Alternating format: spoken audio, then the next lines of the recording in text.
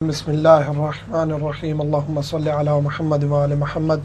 مومنین اکرام، جس طرح آپ کو معلوم ہے کہ نماز کے احکام تفصیلی طور پر جاری ہیں، آج ہم ذکر کریں گے کہ نماز کی نیت کیسے کرنی ہے۔ ارکان نماز تھے 5، جن میں سب سے پہلے نیت ہے۔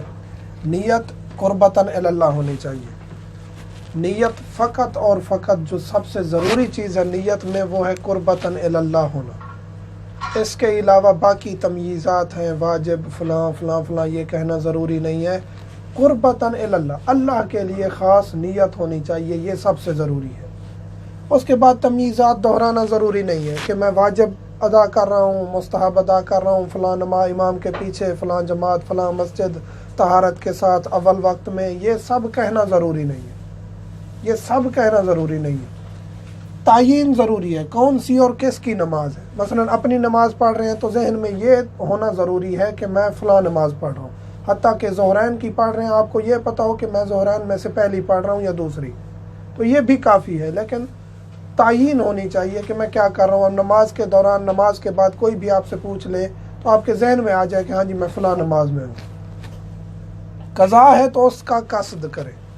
قضا اپنی پڑھ رہے ہیں یا کسی اور کی قضا نمازیں پڑھ رہے ہیں تو اس کا قصد کریں کہ آپ کے ذہن میں جو ہے یہ ہو کہ میری قضا ہے جو میں پڑھ رہا ہوں، یا کسی اور کی قضا ہے تو اس کا نام ذہن میں ہونا چاہیے اور اس کی نماز ذہن میں ہونی چاہیے کہ اس کی فلاں نماز پڑھ رہا ہوں، تو یہ اس طریقے سے نمازیں ادا ہوں گی۔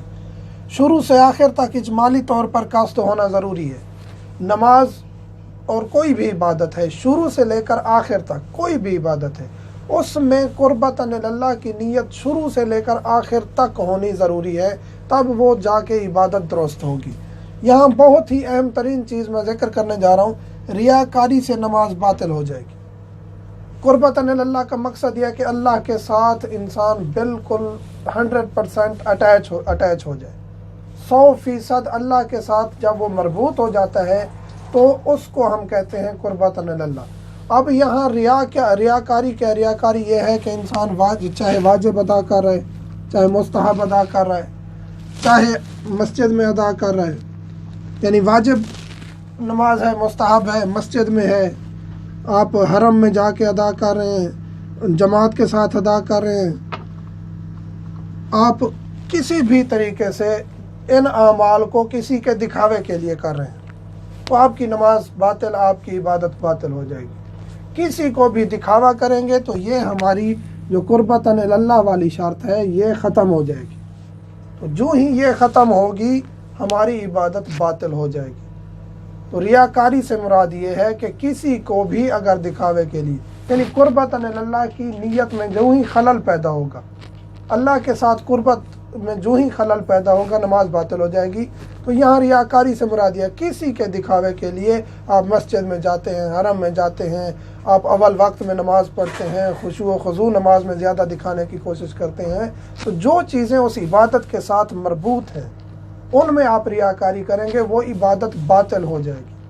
تو اب بعض چیزیں ایسی ہیں، سوال کیا جاتا ہے کہ ہم نماز پڑھتے ہیں صحیح طریقے سے اور تلفظ کے ساتھ تاکہ بچوں کو سکھا سکیں۔ ہاں یہ درست ہے، اس میں کوئی مسئلہ نہیں ہے۔ آپ کوئی ایسا عمل قربتاً الی اللہ کی نیت میں ایسا عمل کرتے ہیں جو ہے بالکل قربتاً الی اللہ، یعنی بچوں کو سکھانا بھی قربتاً الی اللہ ہے، تو یہ درست ہے۔ ہاں اگر آپ کسی کو دکھاوے کے لیے، اپنی مشہوری کے لیے یا اپنی عزت بڑھانے کے لیے کر رہے ہیں تو یہ نماز کو باطل کر دے گا۔ تو خداوند کریم ہمیں ریاکاری سے بچائے، اپنا مخلص بندہ بنائے۔ جو بھی مومنین کے سوالات ہیں ہم حاضر خدمت ہیں، واٹس ایپ نمبر ہر ویڈیو میں دیا جاتا ہے۔ والحمد للہ رب العالمین۔